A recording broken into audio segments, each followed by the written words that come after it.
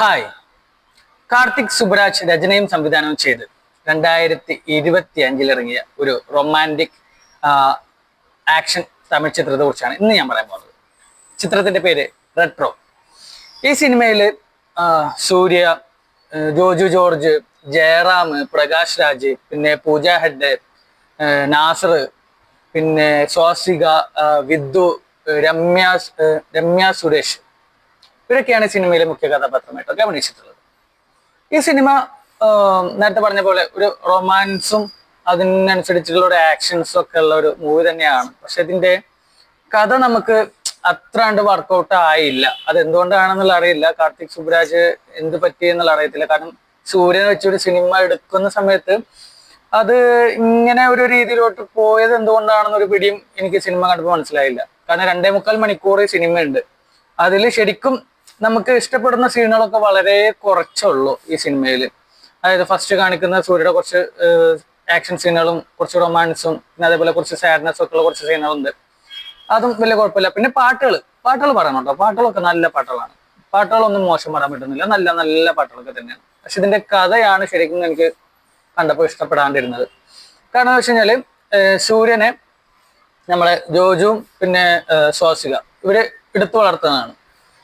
ഒരു അമ്പലത്തിന്റെ അവിടെ വെച്ചിട്ട് നമ്മുടെ സൂര്യനെ കിട്ടുന്നുണ്ട് ചെറുപ്പത്തിൽ. അങ്ങനെ എടുത്തു വളർത്തുന്നതാണ് നമ്മുടെ ജോജുവും സ്വാസികയും. അനിവൻ വലുതാവുന്നു. പക്ഷെ ജോജുവിന് ഇവനെ തീരെ ഇഷ്ടമല്ല. പിന്നെ ഒരവസരത്തില് ജോജുവിനെ രക്ഷിക്കേണ്ട ഒരു ടൈം വന്നപ്പോഴാണ് ജോജു ഇവനെ മകനാണ് എന്നുള്ള രീതിയിൽ ഏറ്റെടുക്കുന്നത്. പക്ഷെ ആ ഒരു മകനായിട്ട് ഏറ്റെടുക്കുന്നുണ്ടെങ്കിൽ പോലും ജോജുവിന് അത്രയും താല്പര്യമൊന്നുമില്ല. എന്താ പറയാ, ഒരു കൂട്ടാളി, അതായത് കൂടെ നിൽക്കുന്ന ഒരാൾ എന്നുള്ള രീതിയിലൊക്കെ തന്നെയാണ് സിനിമയിൽ പറയുന്നത്. അതിനുശേഷം ജോജുവിന്റെ ഒരു പ്രൊഡക്റ്റ് അല്ലെങ്കിൽ ഒരു സ്വർണം ഗോൾഡ് എന്ന് പറയുന്ന പോലത്തെ സംഭവം ഇവൻ മാറ്റുന്നുണ്ട്. അതിനുശേഷം അപ്പനും മോനും തമ്മിൽ പ്രശ്നങ്ങൾ ഉണ്ടാവുന്നുണ്ട്. സൂര്യ അപ്പന്റെ, അതായത് ജോജിന്റെ കൈ വെട്ടുന്നുണ്ട്. അതിനുശേഷം ഈ ഒരു ലവ് സ്റ്റോറിയിലുള്ള പെണ്ണ് പോകുന്നുണ്ട്.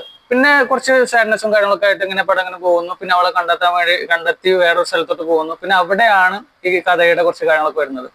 ഈ നമ്മള് ഏതൊരു കുറച്ച് ഇംഗ്ലീഷ് മൂവീസിലൊക്കെ ഉള്ള പോലെ ആ നാട്ടില് രണ്ട് സൈഡ് കുറച്ച് ആൾക്കാർ ഫൈറ്റ് ചെയ്യാൻ വേണ്ടിയിട്ട്, അതായത് ആ നാട്ടിലെ ആൾക്കാരും പിന്നെ അവിടെ വന്നിട്ടുണ്ടായിരുന്ന ബ്രിട്ടീഷുകാരുടെ കാലത്തുണ്ടായിരുന്ന കുറച്ച് ടീമിന്റെ ഒരു കൾച്ചറൊക്കെ ആയിട്ടുള്ള കുറച്ച് ഫൈറ്റും കാര്യങ്ങളൊക്കെ ആയിട്ട്, എന്നിട്ട് അവൻ അവിടെ ചെല്ലുന്നു. അവളെ വീണ്ടും എന്താ പറയാ, വീണ്ടും ഈ പറഞ്ഞ പോലെ പ്രപ്പോസലും കാര്യങ്ങളൊക്കെ ആയിട്ട് ചെല്ലുന്നു.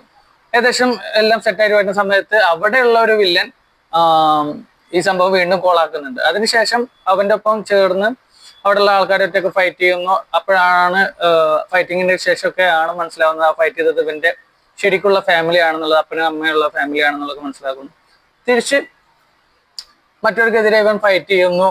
അങ്ങനെയൊക്കെ എന്താ പറയാ, ഒരു ആദ്യമൊക്കെ നല്ല രസം ഉണ്ടായിരുന്നു പടം. പിന്നെ പിന്നെ പിന്നെ പിന്നെ പിന്നെ പടം ഭയങ്കര ഒരു ഫ്ലോപ്പ് എന്നുള്ള രീതിയിലോട്ട് ഇങ്ങനെ പോയി അങ്ങനെ പടം അവസാനിപ്പിച്ചു എന്നുള്ളതേ പറയാൻ പറ്റത്തുള്ളൂ. പ്രകാശ് രാജിനൊന്നും നമ്മൾ വിചാരിച്ച പോലെ ഒരു വലിയൊരു ഗാങ്സ്റ്റർ എന്നുള്ള രീതിയിലുള്ള സീക്വൻസോ കാര്യങ്ങളൊന്നുമില്ല. ജോജു ആണെങ്കിൽ പോലും ജോജുവിൽ നിന്നും നമ്മൾ പ്രതീക്ഷിക്കുന്ന കുറച്ച് സംഭവങ്ങളൊക്കെ ഉണ്ട്. അതൊന്നും ഈ സിനിമയിൽ വർക്കൗട്ട് ആയിട്ടില്ല. എന്ത് പറ്റി എന്ന് എനിക്ക് അറിഞ്ഞുകൂടാ. കാർത്തിക് സുബ്രാജ് എന്തുകൊണ്ടാണ് ഇങ്ങനെ ഒരു നല്ല സിനിമകൾ എടുക്കുന്ന സമയത്ത് ഇതുപോലുള്ള ഒരു കഥയുമായിട്ട് വന്നത് എന്നുള്ളതൊരു പിടിയും കിട്ടിയിട്ടില്ല.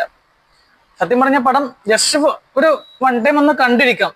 ഒരുപാട് കാര്യങ്ങളൊന്നും നമുക്ക് ഓർത്തിരിക്കാൻ പോലും ആ സിനിമയിലില്ല. പാട്ടുകൾ മാത്രമാണ് സത്യം പറഞ്ഞാൽ ആ സിനിമയിൽ ഓർത്തിരിക്കാൻ പറ്റുന്നതെന്ന് പറയാനുള്ളൂ.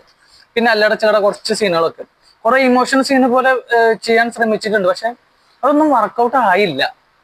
അതാണ് എനിക്ക് ഈ സിനിമ കണ്ടപ്പോൾ ആകെ ഒരു സങ്കടം തോന്നിയത്.